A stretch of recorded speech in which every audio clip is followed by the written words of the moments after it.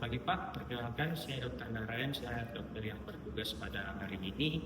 Jadi dari hasil anamnesis Bapak yaitu penurunan penglihatan, mungkin saya akan melakukan pemeriksaan yang namanya Snellen chart, di mana Bapak akan saya minta untuk membacakan Snellen chart sejauh 6 meter.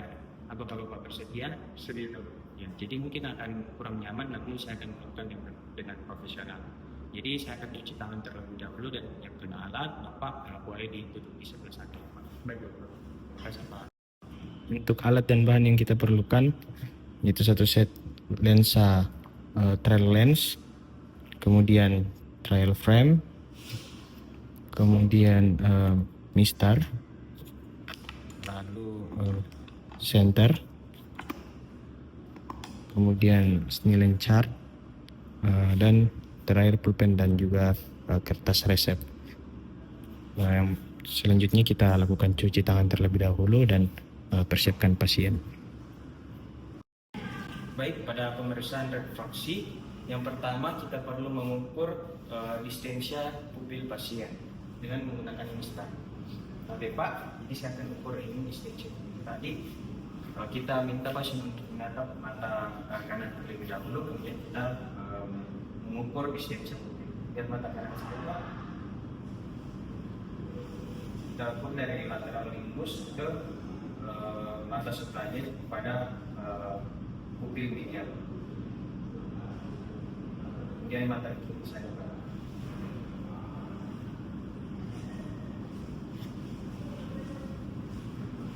Setelah kita mengukur distensia pupil, kita kenakan trial frame pada pasien tadi. Kemudian kita sesuaikan hasil pengukuran yang kita temukan tadi. Setelah itu kita pasang occluder pada mata yang tidak kita periksakan. Kita periksa mulai dari mata kanan.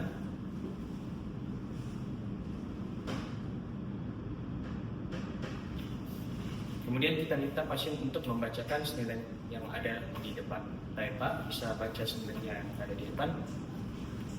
E F P T O Z L P E D P E C F D E D F C Z P F E L.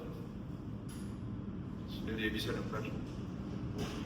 Bila pasien sudah tidak bisa, kita bisa menggunakan pinhole terlebih dahulu untuk menilai apakah ada masalah pada media refraksi pasien.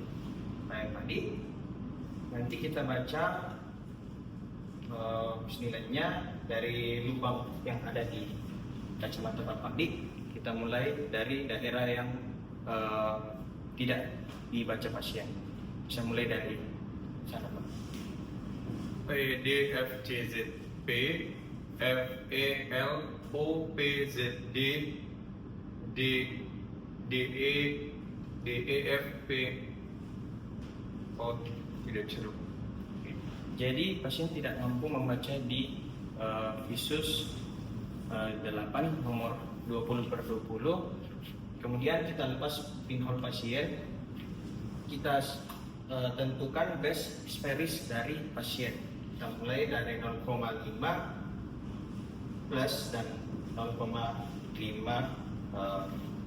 minus. Kita mulai dari 0,15. Baik Pak, bisa dilihat? Bisa Dokter. Bisa dibacakan? Atau Agak kurang jelas Dokter. kita coba dengan menggunakan lensa bias. Apakah jelas? Ya, jelas Dokter. Boleh dibacakan?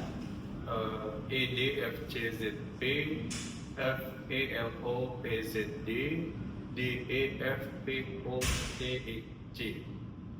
Oke, Ya, sudah tidak bisa Dokter. kemudian bisa. Bila pasien tidak bisa, kita gunakan lensa yang di atas lagi. Itu lensa 0,75.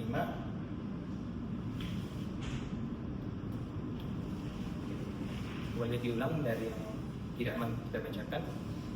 F E L O P Z D D E F P O T E C L E F P GDPGT.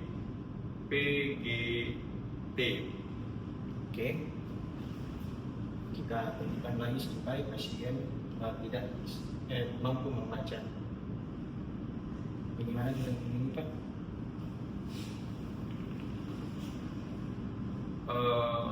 DEFPOTEC LEF GDPJT. Nah, bila pasien sudah mampu membaca hingga visus 20/20, kita letakkan di sini bahwa lensa yang cocok untuk pasien itu di lensa 0, lensa minusnya. Kita lakukan pemeriksaan di mata sebelah kiri. Yang pertama kita minta pasien untuk membaca Snellen chart yang ada di depan. Bisa baca lagi Pak, dimulai dari atas, dari 1. EFPTOZ Oke, LPED. sudah besar. Baik, kita gunakan kembali lagi pinhole untuk menilai apakah ada masalah pada refraksi atau tidak. Oke, bisa mulai lagi dari atas. EFPTOZ LPED PECFD ED F Sudah tidak bisa. Baik, setelah itu di sini pinhole positif. Lanjut kita gunakan lensa sferis dimulai dari 0,5 positif atau 0,5 negatif. Kita bandingkan. Oke, di nomor 5 bisa kita baca. PECFD dong. Oke, di nomor 6, EDFCZP dokter. nomor 7, F coba di lensa minus. PECFD EDFCZP kemudian FELOPZD dong. Lanjut. Tidak bisa. Bisa. Bila pasien sudah tidak mampu membaca, kita tambahkan lensa pada lensa minusnya. Oke. Boleh diulang baca di nomor 7. FELOPZD dong. Kemudian DEF Masih kurang. Pasien masih kurang, kita tambahkan lagi ke 0,1.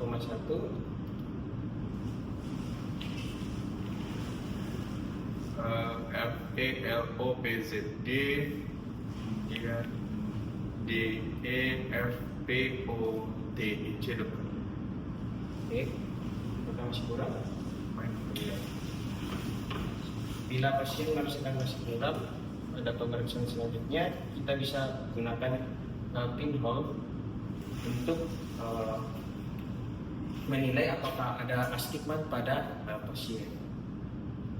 Kita coba melakukan pinhole. Bila pasien bagus pada pemeriksaan, ada kemajuan pada pemeriksaan pinhole, bahwa kita bisa pastikan bahwa pasien ada astigmat.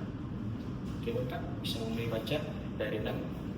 EDFCZP FELOPZD DEFPOTEC dokter. Di sini pasien ada kemajuan pada pinhole-nya positif. Jadi bisa kita pastikan bahwa ada astigmat pada pasien. Kemudian kita lakukan fogging untuk menilai astigmat pasien dengan meminta pasien untuk membacakan astigmat dialog. Kita mulai dari +1. Oke. Bisa kita baca yang ada di atas itu? Iya dokter. Oke. Yang mana garis yang paling tebal yang kita lihat? Arah jam 12 dokter. Oke, ada jam 12. Hanya satu garis atau ada banyak? Ya, cuma satu garis dokter. Baik, bila pasien sudah menentukan astigmatnya, aksisnya di di arah jam 8, arah jam 12. Kita mulai cabut vakumnya, kemudian kita bisa memulai dari lensa silinder dari 0,5. Kita pasangkan ke pasien.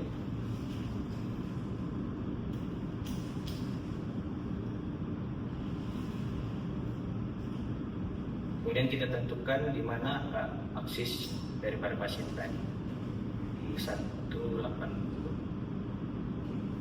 Kita mulai minta pasien untuk membacakan dari yang sebelumnya tidak bisa dibacakan oleh pasien. Bisa baca di nomor 7, Bapak?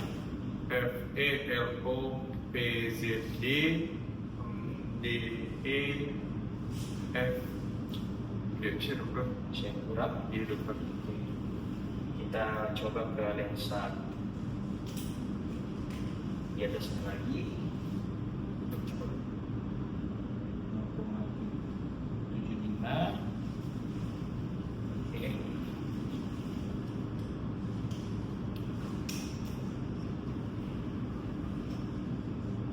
Kita minta pasien membacakan. Bisa baca, Pak? FELOPZD DEFPOTEC Oke, di bawahnya lagi. LEFODPJT. Oke. Jadi pada pemeriksaan ini didapatkan bahwa pasien mendapatkan lensa sferis -1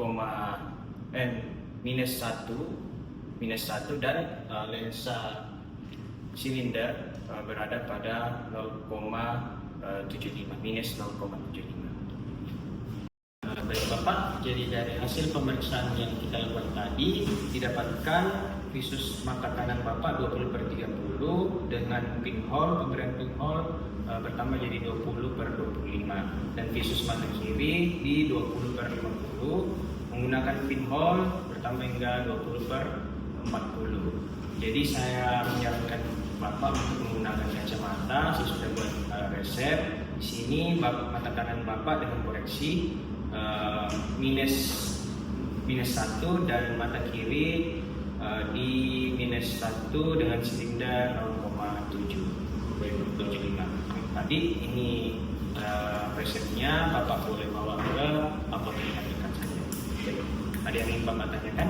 Sudah cukup jelas dokter. Oke, baik. Terima kasih Bapak.